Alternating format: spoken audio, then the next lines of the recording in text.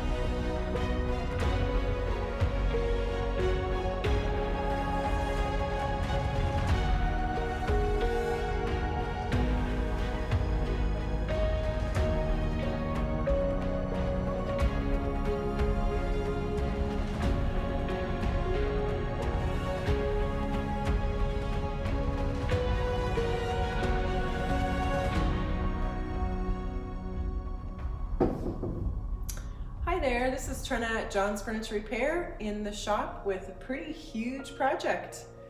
And I'm like 5'9", so this cabinet is definitely at least 8 feet tall. 8 feet tall, something like that. Anyways, and it is in here for a complete restoration. It was actually built in a home, with the home, and it is definitely over 100 years old. And they removed it from the home, and behind it was the original plasterwork from the house. So they got it into their garage and started stripping it, and the doors were always missing, the top doors here. So they decided to make new doors. We're going to be putting glass panels in these doors. But they kind of ran out of juice on this one, which is fine. It's a big project. And asked if we would take over the job and continue stripping and cleaning up and getting things looking good.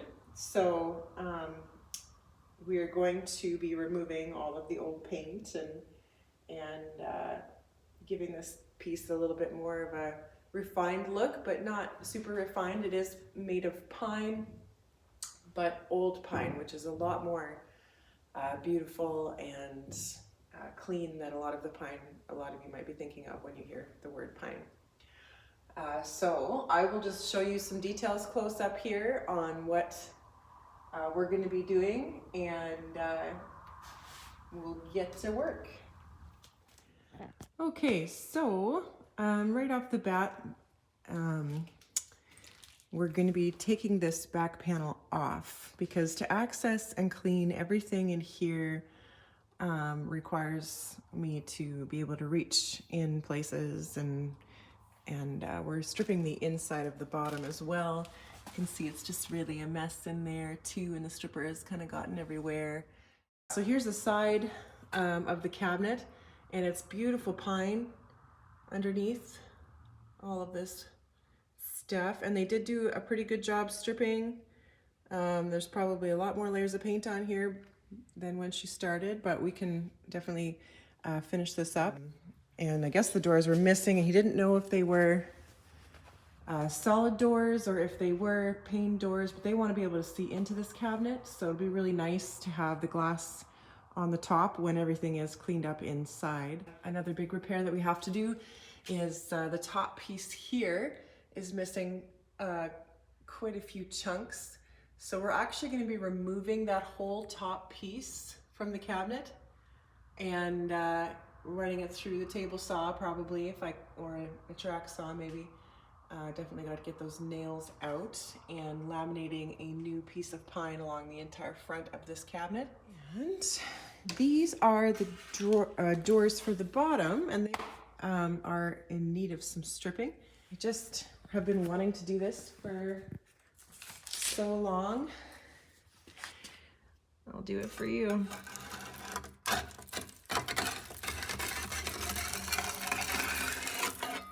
Isn't that satisfying? But anyways, I'm gonna get these doors off and the back panel off, and we'll be off to the races. So let's get at it.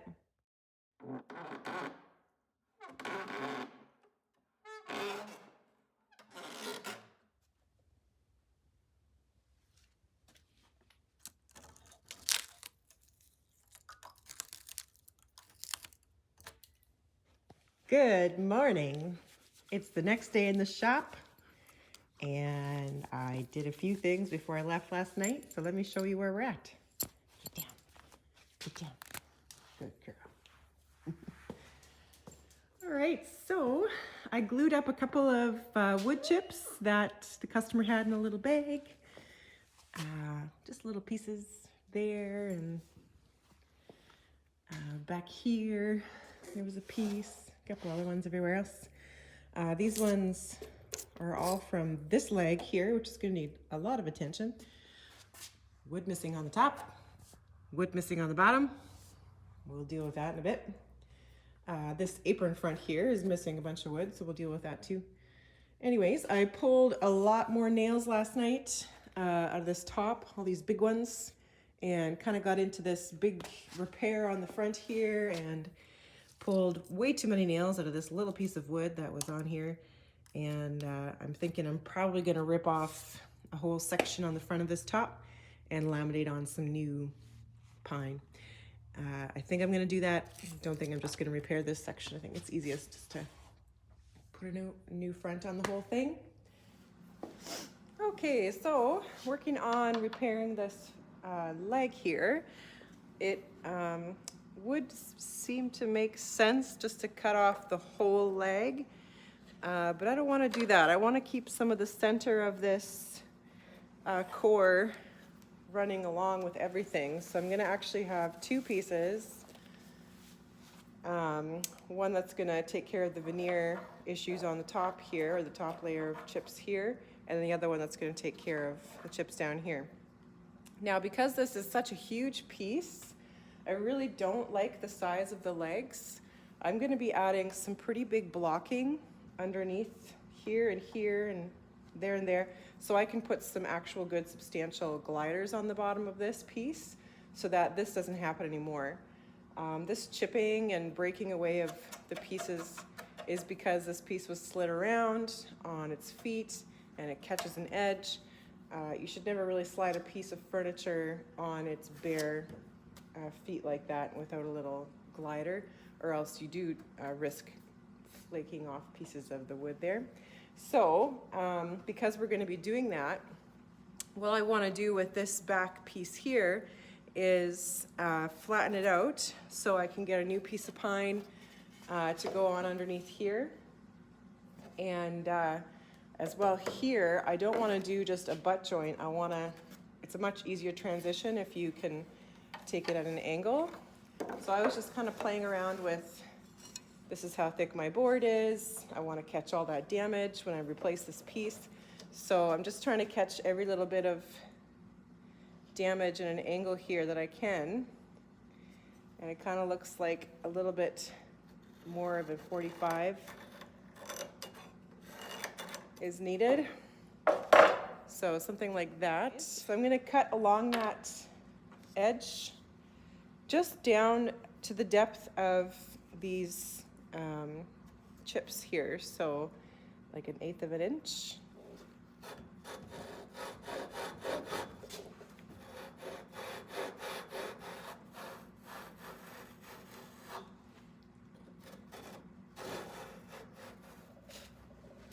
So now I can take my chisel and start working that depth down so everything is even.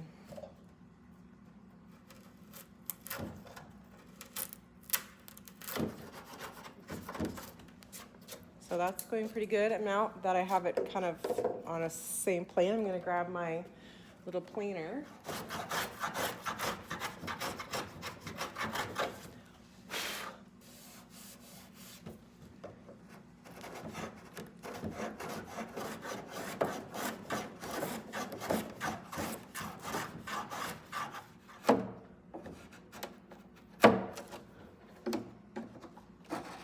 Trace the piece out that I need and cut that on the miter saw.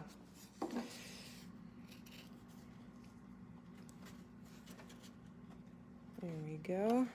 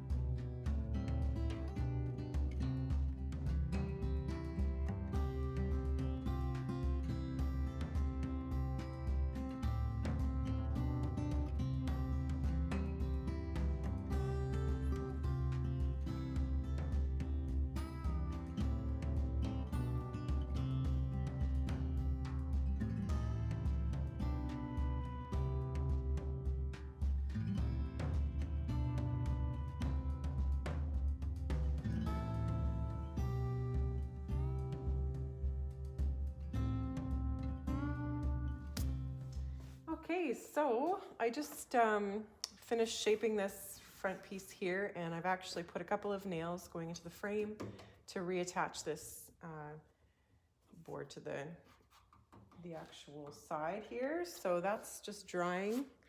It's also glued. So I thought I'd get the blocks for the feet on, and I've cut a couple of fir blocks, and I at first cut them all the same height, but then realized because these boards down here are not the same width that I'd have to kind of go by the edge of the bottom of the leg instead. So I just recut them so that they're flush with this leg here. So this is what we're gonna glue on. It'll also stabilize this front curtain and be able to support this leg as well. And then on the bottom of this, we're gonna put a pretty substantial glider. So I'm just gonna glue these guys on. I think I'll go like that.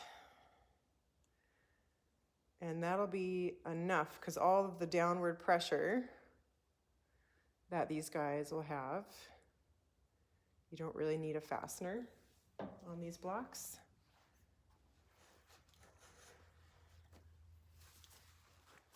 Okay, so just working on some other repairs on the case.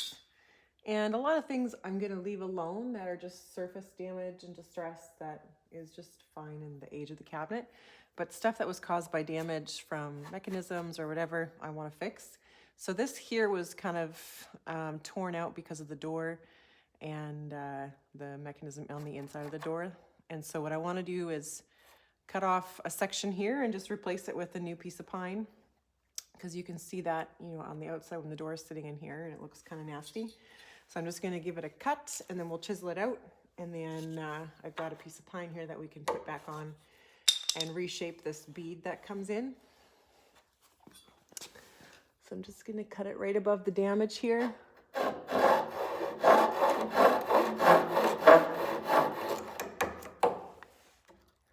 I want to kind of go just above that bead, even though I'll probably have to shape it anyways, but this is a little bit tricky of a spot to chisel in, but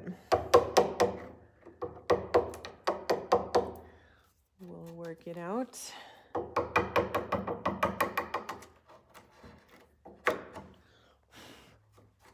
There we go. So now I can take my piece. I'm gonna have to make a little 45-degree cut right here. Okay, so I just cut that on the bandsaw. It's gonna be right there, which will be a pretty tight fit, which I want. So let me cut that. Alrighty. I can see the angle's not perfect.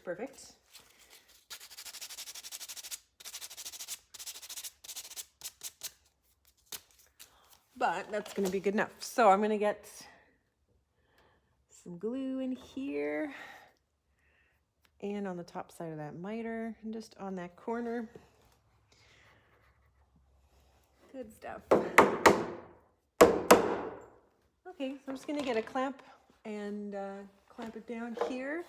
And I'll do the other side when I've got this thing flipped because it's a lot easier.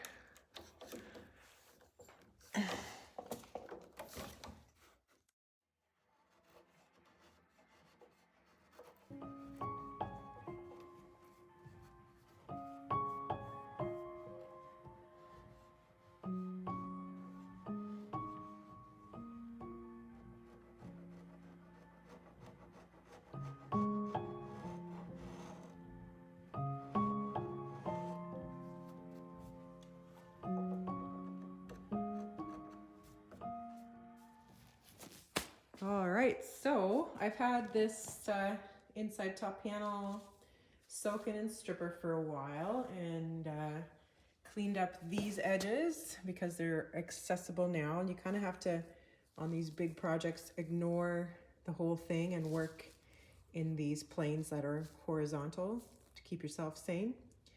So I've got this damaged area in just an epoxy putty, and then we've got our repair here. That's looking really good.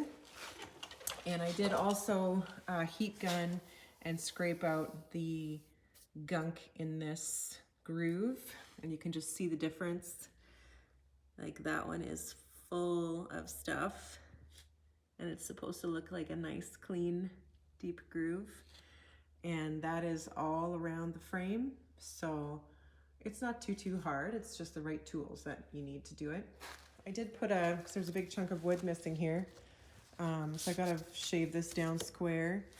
And I did put a couple of filler pieces just around a little bit of a seam here. This turned out really nice.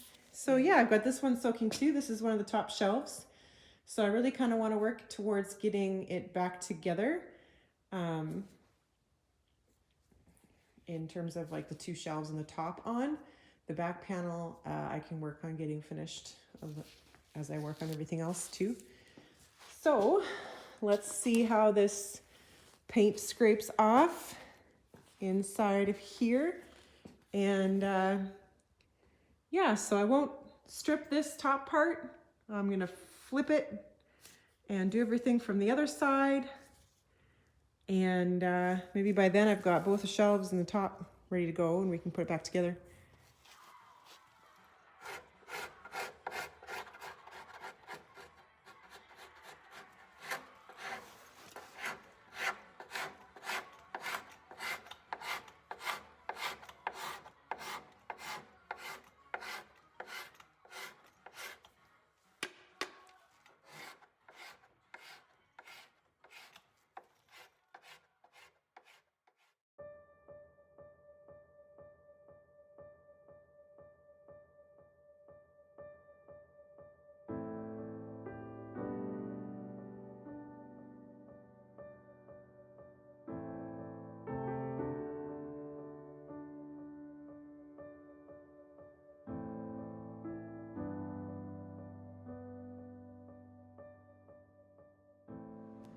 Okay, it's Saturday morning in the shop, and I did a couple things last night when I was working on this guy, and we've got the inside of this all cleaned up and ready for a sand again.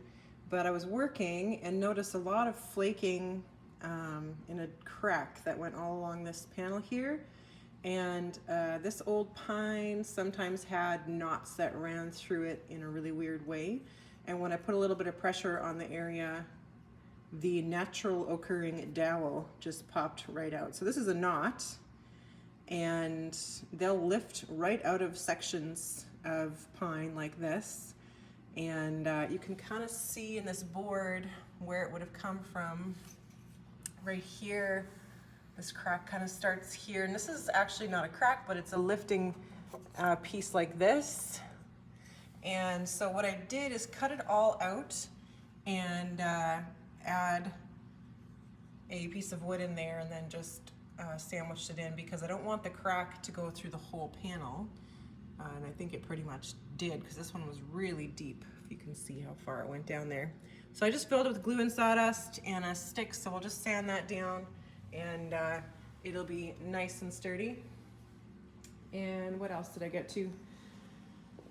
Finished up this repair right here, so that's got a piece left back, and did a couple of sanding areas on our repairs here. And I did end up sanding all the insides here where we're going to be painting, so those are all prepped for paint. And I mostly have to get this white layer of paint off on everything, because it's not actually stuck to the oil paint below it. And then this is one of the shelves inside, and I ended up re-gluing a split right here, so that's all firm now, so it just needs another sand. Okay, so I just installed these leveler feet, and they just unscrew, and there's a T-nut inset in here that I've drilled and popped in. So if they do need to level this cabinet, they can. If they don't, then they can just sit all flush up against and support the cabinet there. So that's the base rebuilt. It's nice and sturdy now, and don't have to worry about dragging any of the wood and chipping anything anymore. And it'll feel a lot nicer to move around. Even so, we won't be doing that in the shop. We'll just keep it on the cart that they made for it, which is super handy, and keep it from dragging on the gliders, which you really shouldn't move furniture like that anyways. But so I'm just about to flip this. I've got this side all repaired and sanded to 220, and I've been working on the top, fixing some things. Now we're gonna have to use that back piece with the tenon, because we don't have quite enough out of our new piece that we attached to make this up. So that I've got all repaired with a new piece of poplar on the top there. So that'll just be part of it still, and that's fine. So I'm not going to cut this down until I have the shelves back in and I know exactly width wise what I want, because it did shrink. So I want to add that back on, and that way we'll take care of that. Now I've got a couple of cracks here that I've put wood wedges in, and this is just from how the pine is.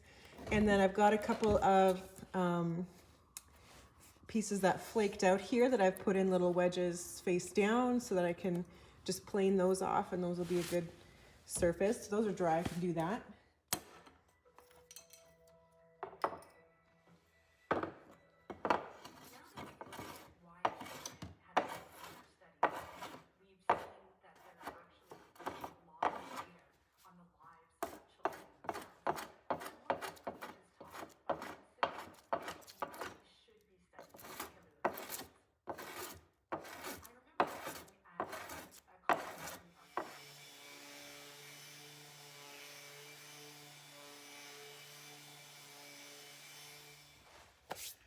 All right, so I've got it all rough sanded, and because this is the top that you see on the inside of the cabinet, and we're gonna have glass doors, I'm gonna fill all the voids, and I have to fill around the knots and kind of scrape out the paint that I couldn't get with sanding.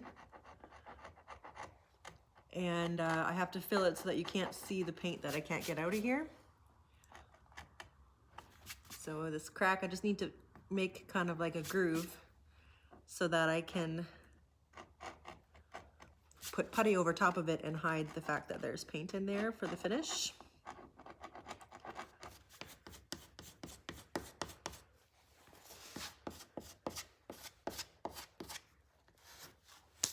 Okay, so I've got this thing on its feet here, and for the price of 2 more nails, one here and same on the other side, I can free up this inside shelf. It's 2 pieces, and in between the 2 pieces is lots of crud and corruption. Also, the gap is a little bit too big, so I'll be able to get this apart easily to work on now that I've got these nails pulled.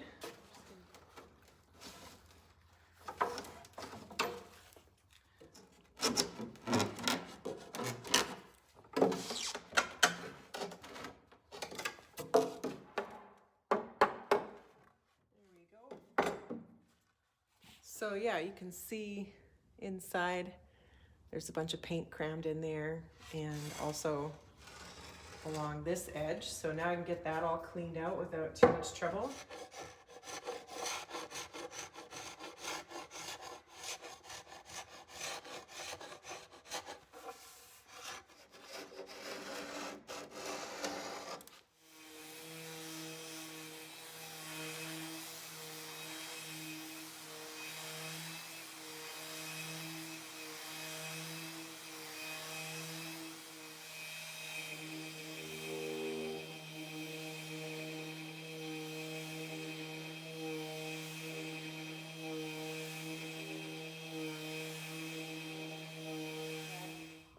Yeah, so there's like a good 1/8 inch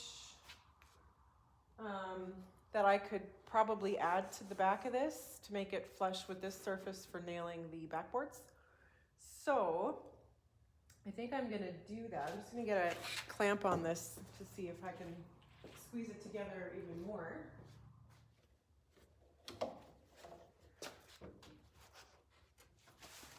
Good stuff. Okay, so we can let that dry and do some sanding on these shelves. By the time I'm done that, they'll be ready to go.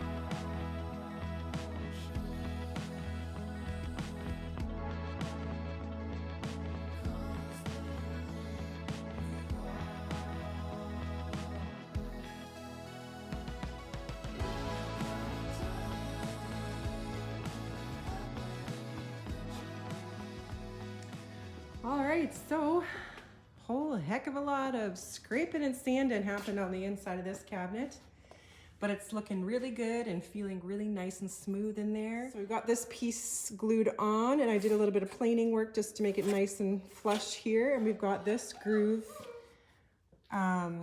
nicely closed up to it. And I'm gonna leave this knot here. I'm just gonna sand a little bit more and make it all nice and smooth and part of the character. Shop Dog sees toys that aren't hers, they're her cousin's, up on top of the piano over there. So she's having some emotional distress right now. Anyways, and we got this all nailed back on. I've got another nail going right through, and that's all ready to roll.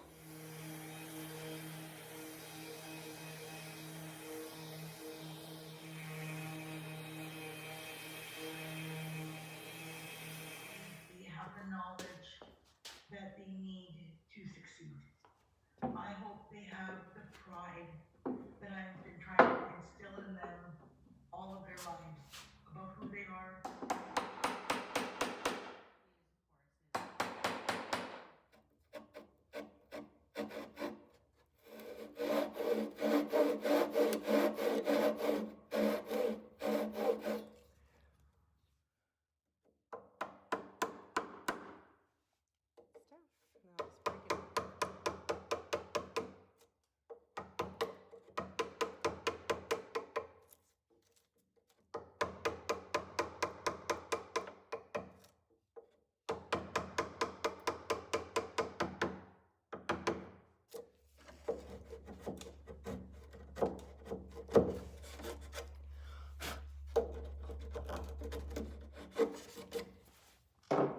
Okay, so then I can just glue this on and we're all good.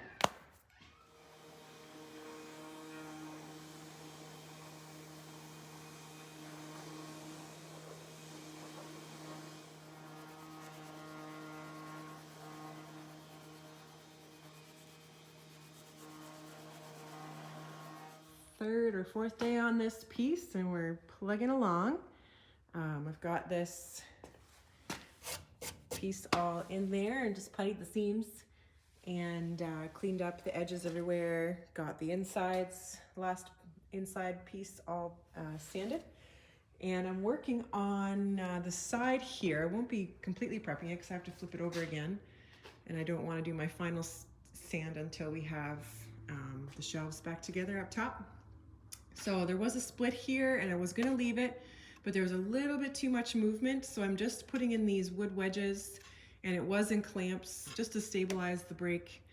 And right now I am just working on cleaning out this groove. You can see there's a lot of paint in there. And I've just been cleaning it out so that it looks nice and clean. And the other thing I've been doing is putting a big long clamp where these tenons meet. They're tenon, like peg tenons that go into these pieces, and there's pretty good gaps here. They were full of paint and they were also spread apart quite a bit.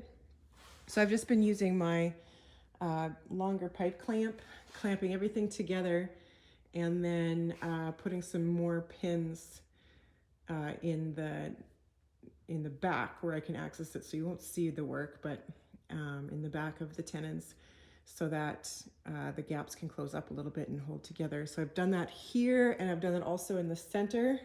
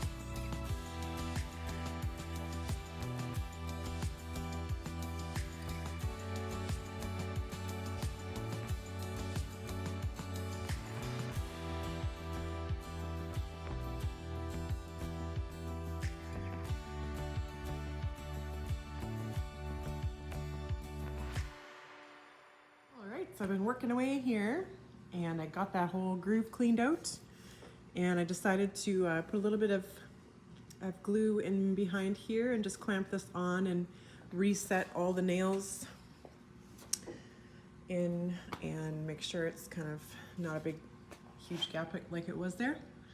And we've got this repair planed down, and the whole side is puttied and ready for a rough sand. So I'm gonna do that before I actually turn it over.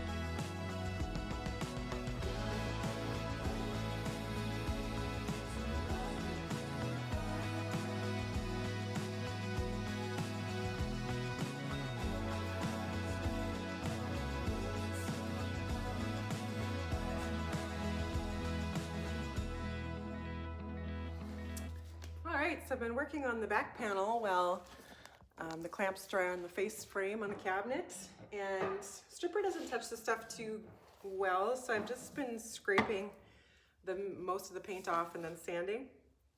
So these are the back panels. I've already scraped those guys, and the stripper that the customer was using kind of got all over the bottom piece. We're actually going to be painting these 3 panels here, and then these will be seen through the glass on the top.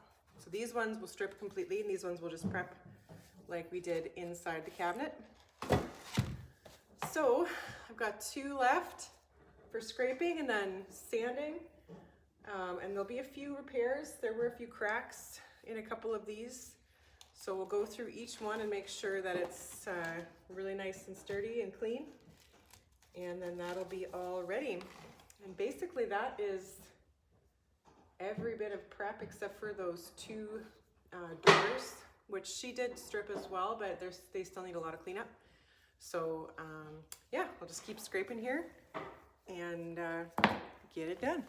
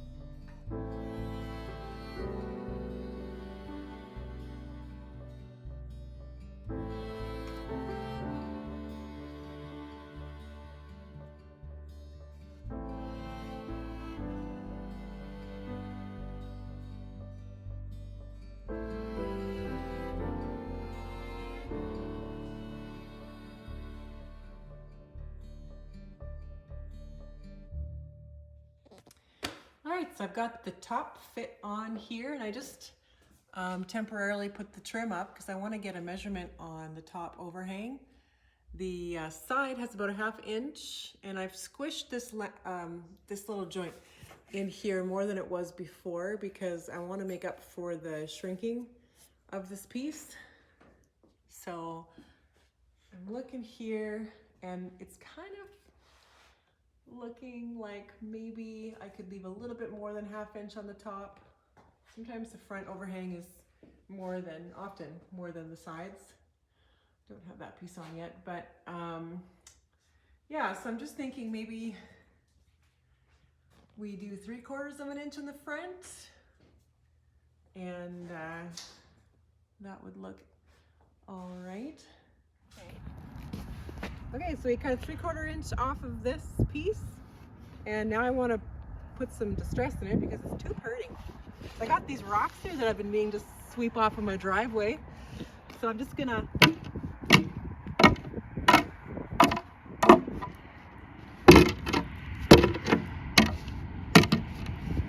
see how we go. Oh yeah, look at that stuff. It's in line with the rest of the piece. Perfect. All right, so my camera was dead when I was putting these nails in, but we did have to drill some new holes. The previous builder kind of missed the mark, so I had a couple of puttied areas here where nails didn't quite go in the side perfectly, so we moved them over a little bit closer to the outside to go into that center of the side here, and the other side was fine. And so now we just have these nails in the front to get to attach the frame to the top, and I've just got this pulled in here with a clamp, so I'm going to get to the other side so I can work from there and make sure it's nice and tight. All right, so there's our top all attached.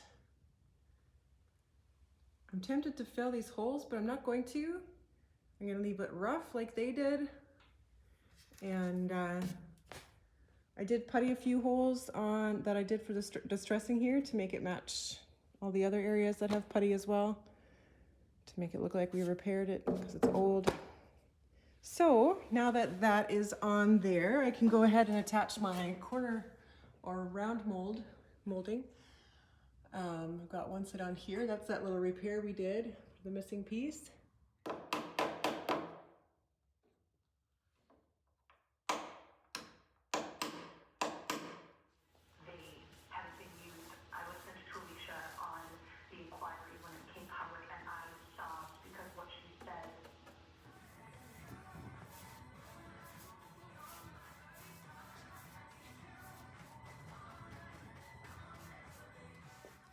All right, so it's a Saturday, beautiful, sunny, lovely day, and we're in the shop here getting some more work done on the cabinet. It's looking really good. Got 3 coats of the porch paint on everything in here. Nice and sealed. Good clean job, so that'll be really great if they want to do linens or anything. It won't get anything dirty in there. It'll be a nice place to store stuff. And it looks really nice and clean. And last night I was starting to work on these doors, and I was looking at this door and thinking, oh my word, it's going to be such a pain in the butt to, you know, clean up everything properly and really well when it's all together, especially this groove. You know, you really just can't get in there and do the job that you want to do. So this whole cabinet is put together with mortise and peg tenon and nails, of course, lots and lots of nails. I still have so many nails to put back in. But anyways, and so I just decided, you know what? Because these aren't glue joints, I'm just going to pop these tenons out, take the whole door apart, strip it, clean it, save myself the trouble, and put them back in, and it'll be much easier. So I did that. I took this one apart. It came apart pretty easily, and I was able to do a few little repairs on areas that were broken. And the other thing is that's going to be nice about taking these apart is I'm going to be able to realign this trim. Because doors shrink, you get these gaps, and you know, cleaning up in there is really tough. And also I can reset, you can see this one for sure, how it's kind of curving in on the center. The panel has shrunk and pulled the trim with it. So I can reset all of that trim into its proper position and make this door wonderfully cleaned up and properly put together again. So yeah, I got this one apart. I think I'll do one at a time. Just scrape it down and sand it like we did the back panels.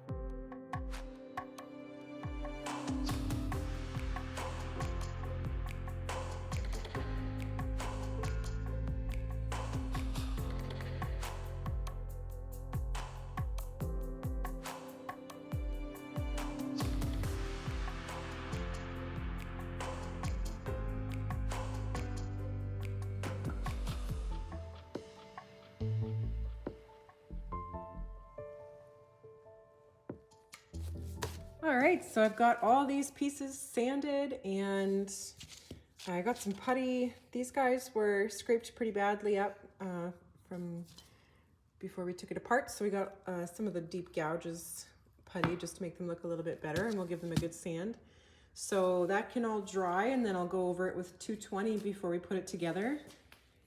In the meantime, I'm going to sand the rest of this face frame here and reattach all the trim.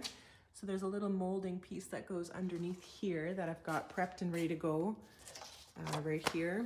Goes along the sides. And then I also need to do a little bit of sanding on the crown molding.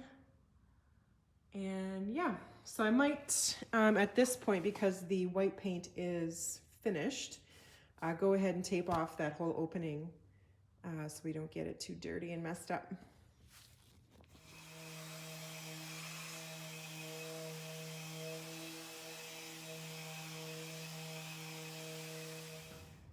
Okay, so I'm about ready to take this second door apart here. I just started pulling the trim, and I've got all the pegs out of the tenons, and they're all marked to where they go. So I'll put them back in the exact same spot. This is just the old piece for that handle that we took off. It's actually a really cool handle. So this is the mechanism that was on, and it's like a door handle, like a mini door handle with a screw or a threaded rod that moves into this piece here, and then a set screw that fits in just like a door handle would be. So that would swing inside the door and close it up against a wedge. And these things cause quite a bit of damage. Actually, we're not going to be putting the same system back. So now that we've got tenons out and everything is free, there's no glue joint on these joints. So we're just going to start working everything apart.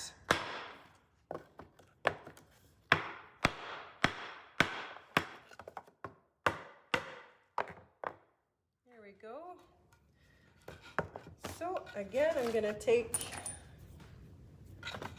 a punch and actually mark the inside of this, excuse me, to the tenons that go with it. So this is 2, I'm just going to actually write it on here, 2 and 3, because it's going to be coming off of here when I sand it off. So can't really mark it on this piece, but I'll know from reference and put the pegs back where they are here.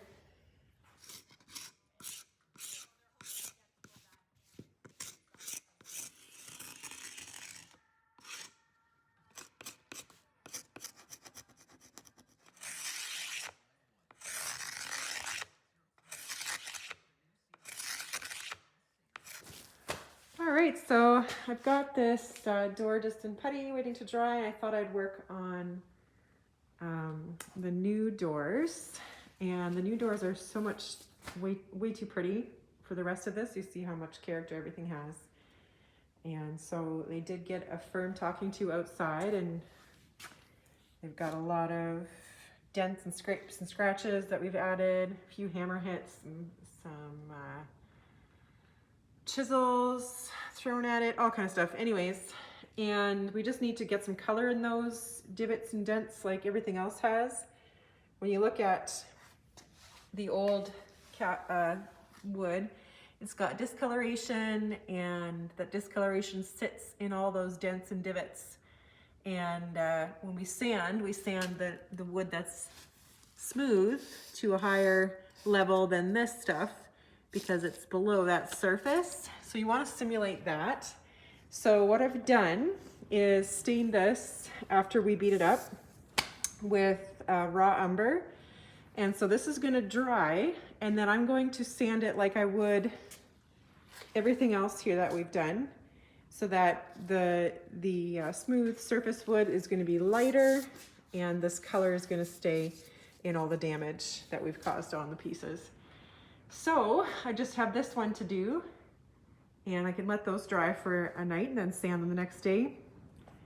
And then everything should kind of be in the same family for when we do the actual stain color. So I'll show you how that goes on. Okay, so I'm just using a raw umber glaze for this. So it's really runny. And I've been adding a little bit more paint thinner to it just to kind of get it to run over the surface, not so much, but sit in that groove. So I'm just going to messily get it everywhere. We're not concerned about even coverage or anything like that with this, because we're just getting that color into all the damage. Trying to make them a little ugly. I'm presuming I'll probably need to do quite a bit of tinting. Although I want that contrast, I still want it to look, I want the work to look clean. So it's going to be a majorly distressed piece, but I still want the finish to be even and the color to be even across pieces. So I'm 100% sure I'm going to be doing some toning work to get that. Okay, so I've been carving a hinge out of a bigger one here, and basically taken off the two sides and the two ends and ended up with something the similar size. I've been searching for a while, and I just haven't been able to find anything like this close enough. So mostly I'm trying to match barrel size, because that's what you see outside of the cabinet. So I want that hefty barrel on the outside of the cabinet there. And this is a really thick hinge as well. This one is the thickest one I could get in a modern hinge, so I'll still have to shim that one up on the inside for the hole that is there. But now I need to mark where these holes go. All right, so it's not pretty, but it's gonna work. So it's a little thinner, like I said. So I've got these oak shims that we're gonna be putting behind the door, just on this one and the cabinet where this one goes. Everywhere else we can use the originals. So I've actually also plugged the old holes because they're a little bit different, and I just want to be able to get some meat. So I'm just going to glue this guy into place first.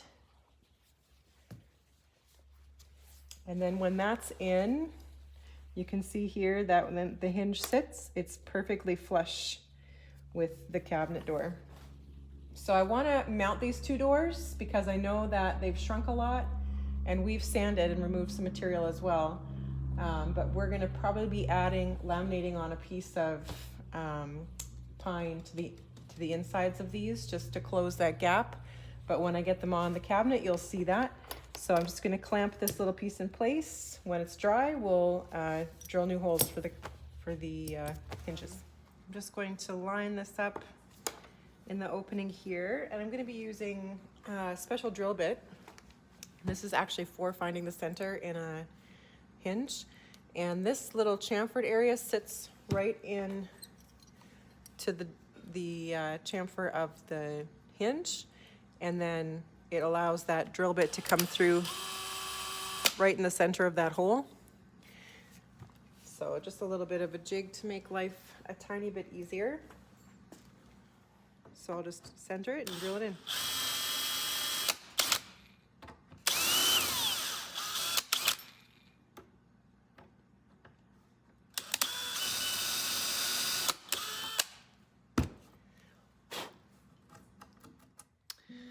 Gee, you know what, guys?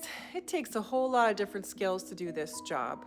Blacksmithing, making my own hinges, painting, varnishing, fixing veneer, carving, wood lathing, and on top of it all, video editing. And where can I learn a whole bunch of new skills? Skillshare. Check it out. So other than the yoga, the plants, the painting, and all the other things that I've learned on this platform, video editing is definitely one of the things that I've been learning, and my husband's been helping me do the editing, so he's been learning a ton of stuff on Skillshare, and there are a ton of people with good advice on how to make your videos stand out. So Thomas Erbhardt's filmmaking and video editing class I found particularly interesting. He does a lot of tricks and skills and things to know about what you're doing when you're editing a video, and a lot of those tricks you guys have probably seen in my videos. Stuff like what a video editor and how to be a good one, skills you need to have as an editor, not just how to use a program, but some actual skills. So check this out, and of course a million other things on Skillshare that you can always check out. Creative writing, lifestyle, illustration, music, photography. It's a huge platform, and if there's something you want to learn how to do, I bet you'll find a teacher here to do it. So for the first 1,000 people who click on the link in the description below this video will get a 1-month free subscription to Skillshare. So check it out, guys. Cheers. Okay, so I've got the 2 doors fit and the hinges. Did a bit of shimming everywhere just to get them to even out spacing. I might put a little bit more of a shim on this side, but anyways, for the most part, they are where they're gonna be. And you can see there's a pretty hefty gap right here in the middle. And so I've cut a couple of strips actually from the top that we took off of this old pine. And I'm going to laminate it onto the door. And then we'll just have to do some shaving just to close that gap up because it's way too big. And we'll do that on both sides.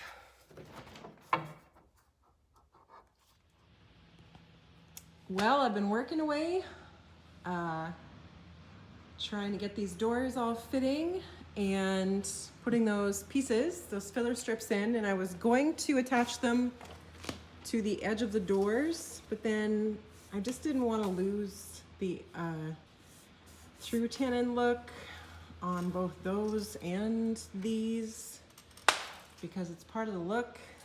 And also these are not super even for gluing surface. So I decided to add the filler stick to the center median here.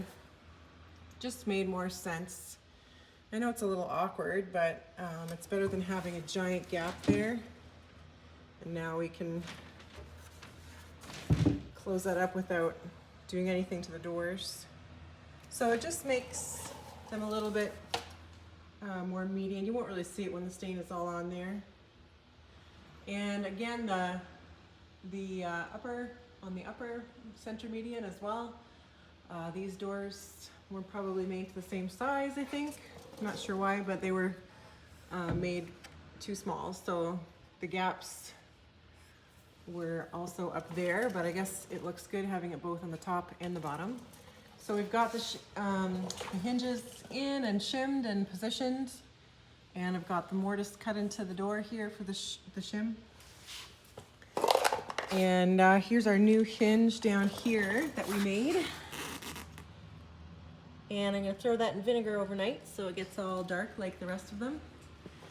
And yeah, so fitting doors takes a long time. So that was pretty much everything I did today. I was in town earlier and ordered the glass and picked up that hinge, and also ordered a bunch of ball catches for the doors so that they can be closed. This door is a little warped, so it likes to sit a little bit more open here, but with a little bit of pressure, I think we can bring it in. Good morning, everyone. On to the color work. So I've decided to go with onyx, and I've diluted it 50% with paint thinner in my little can here to get a really light application. This is our sample here. You can kind of see. It does have some yellow tones in it, more than I saw before, so I'm happy about that. And this stain is really, really, really purpley blue, and that kills yellow. So when you put it on something like pine, you can really calm that yellow down. But you know, you're looking at here, it's way too purple for this sample. But what you need to understand is that when you put a clear coat over top of this stuff, you're gonna get a lot of those yellow tones out. So you can just see how well of a match. It's hard to show on the iPhone here. I can catch it right in the perfect light. There we go. How good of a match that really is. And if I need to warm it up a little bit, that is not hard to do. Alrighty, so pretty wild. Look at this door. That's a lot of character. Some of you might be like, oh my goodness, it looks so bad.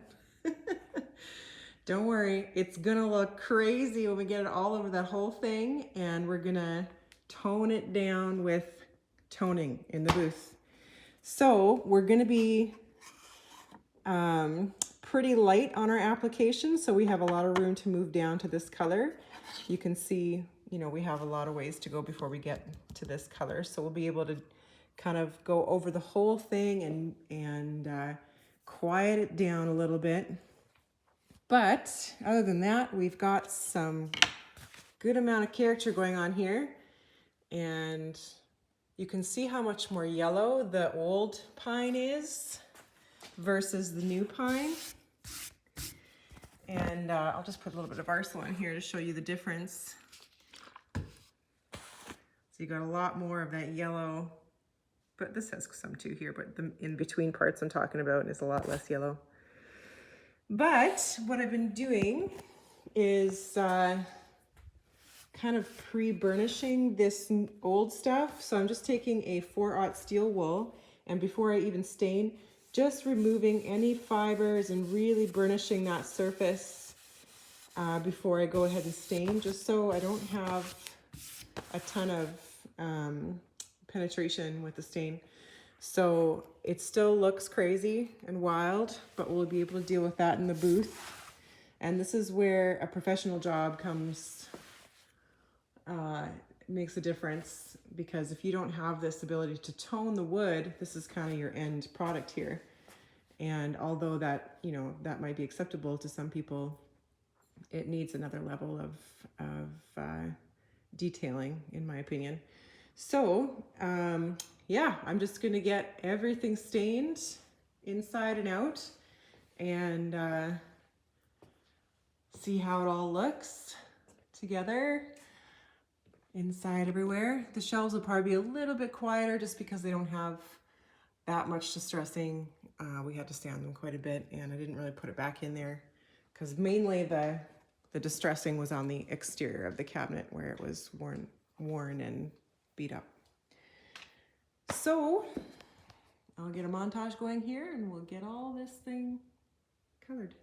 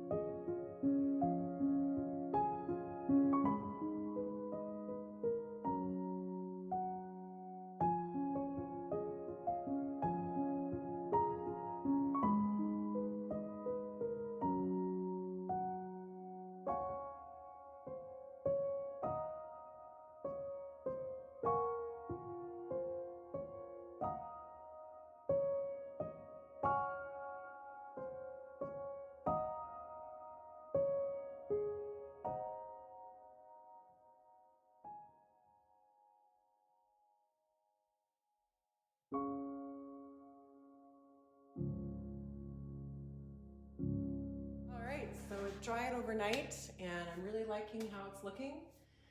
This morning I picked up just some pine trim and got these pieces inside here done to hold the glass in, which is in, so I can go pick that up today.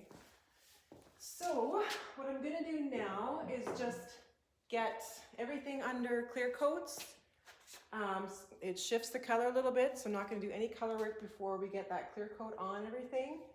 And I'll probably do 2 coats back to back just to get a good seal going, and sand that down and then adjust the color. And mostly I don't want to go too much darker, but I just want to even things out between the darks and the lights, and mute the edges and stuff like that. Also on the sides you can see a lot of putty work and stuff like that. Just want to kind of tone it all down and quiet it up a little bit as well. But it's looking good. I'm really happy with it. We got the back panel here all stained up as well, so I'll just have to mask off the white part, and we'll run a couple coats of lacquer on those as well. And yeah, so let's get to it.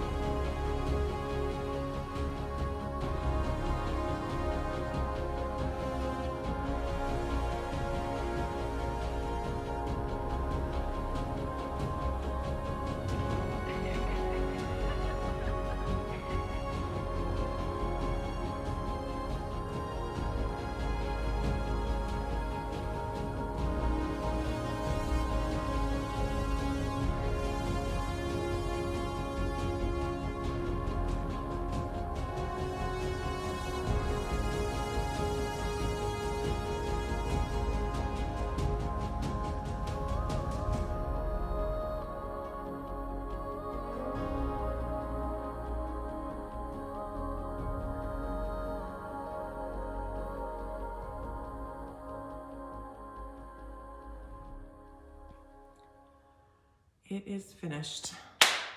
This was a big one, guys.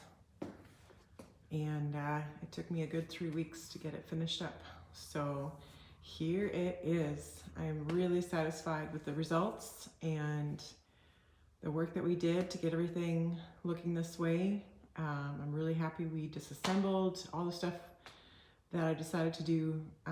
Really worked out really well for me here. So if you remember, starting from the top, we took the entire top section off and re-laminated a new piece of pine up on the top edge there. That whole top section was missing. We had all of this trim off for cleaning up, including the trim down here around the base. And these doors were made by the customer, they were new. And we put a seated glass in the doors, and here's our glass slats holding in the glass. Looks really good. We've got a couple of ball catches, 2 on each door, because these doors are warped. So it's holding them the best that they'll do. A little bit of warp still, but it's working out. And we distressed these doors and colored them and got them to kind of fit in with everything else that's going on. So they look like they've always been there now. And the sides are looking good too. You can see not too much craziness with all the putty that we had to do on the sides. They look really nice. Still distressing and marks and stuff like that, but not loud. So we did a big repair on the leg. There's the piece that we replaced, and we've got those 4 big blocks with the levelers underneath. So when it gets to the customer's home, it'll have a good sturdy base, and they can level it if it's a little tipsy.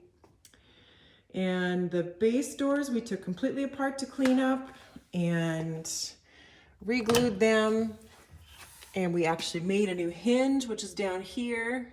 We colored it to match, stripped all the interior and painted inside for a nice clean storage compartment.